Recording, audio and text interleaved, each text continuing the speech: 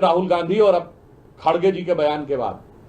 एक बात बहुत साफ हो गई है कि पिछले कुछ दिनों में इंडी गठबंधन के नेताओं के जो बयान आ रहे हैं, ये कोई अनायास मुंह से निकले बयान नहीं है। ये एक सुविचारित, भारत विरोधी और पाकिस्तान को ऑक्सीजन देने वाली विचारधारा से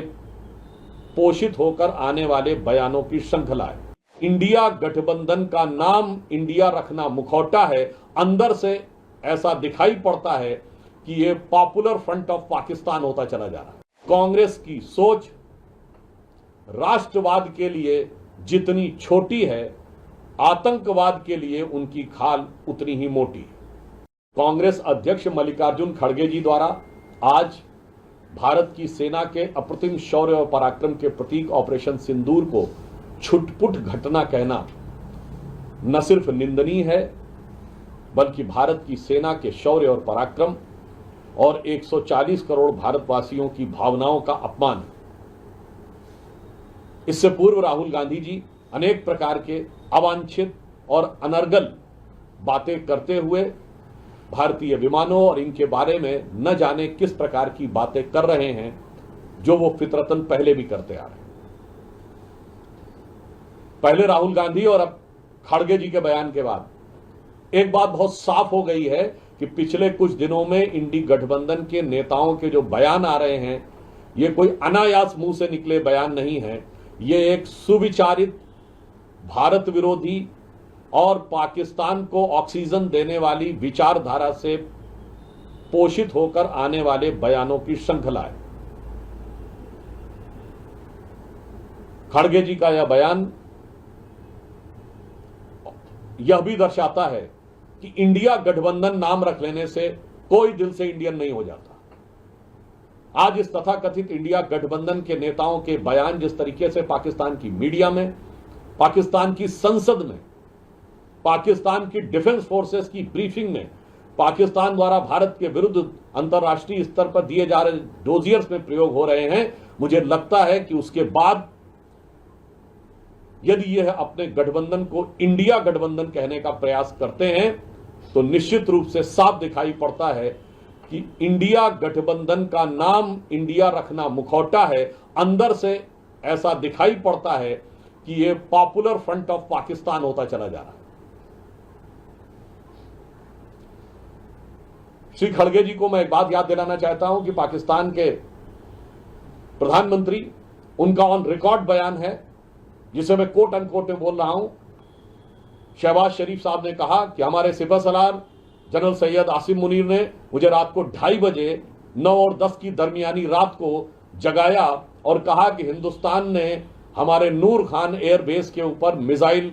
छोड़ी है, मिसाइल गिरा दी है, इन्वर्टेड कॉमा क्लोज। अब अगर इसके बाद भी ये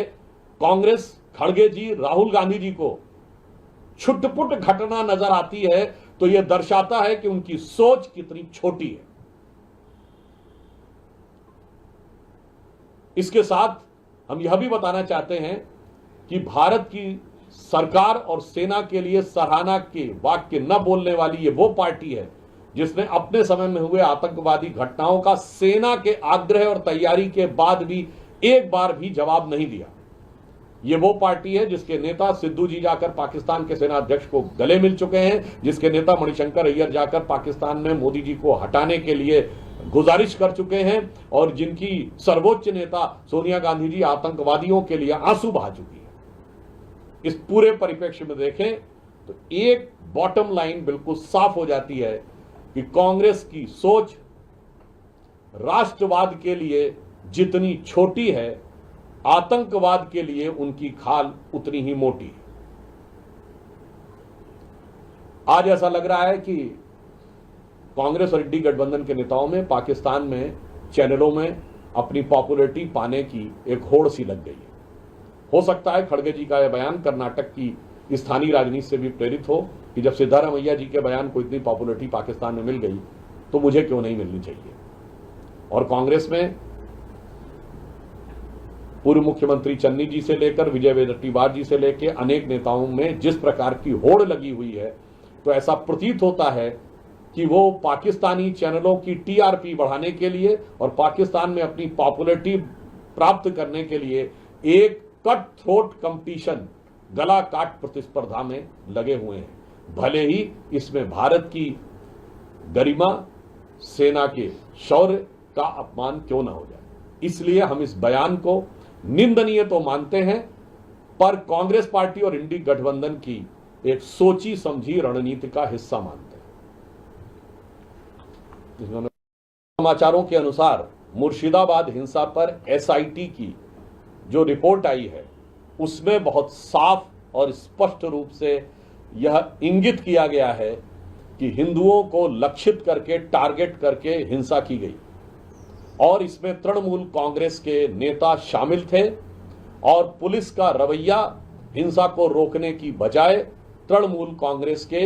नेताओं की कार्यों की अनदेखी करता हुआ दिखाई पड़ रहा है। इससे एक बात बहुत साफ हो गई है कि हिंदू समाज को टारगेट करके उनके विरुद्ध हिंसा करने की श्रृंखला मुर्शिदाबाद से लेकर पहलगाम तक साफ दिखाई पड़ रही है। और जिस प्रकार मुर्शिदाबाद हिंसा में फैक्ट फाइंडिंग एसआईटी के द्वारा जो फैक्ट सामने आ रहे हैं, ममता बनर्जी जी की सरकार की हिंदुओं के प्रति निर्ममता और कट्टरवादियों के प्रति अगाध ममता यह दर्शा रहा है। और ये भी याद दिलाता है कि शायद 16 अगस्त 1946 को जब direct action day Mohammad Ali Jinnah ने किया था और हिंदुओं को टारगेट कर करके मारा जा रहा था, और उस समय बंगाल के मुख्यमंत्री शाहिद हुसैन सोहरावर्दी ने जिस ढंग की पक्षपाती और कट्टरपंथियों की समर्थक भूमिका निभाई थी, आज तकरीबन 80 साल के बाद कमोबेश ममता बनर्जी जी की तृणमूल सरकार उसी भूमिका में नजर आ रही।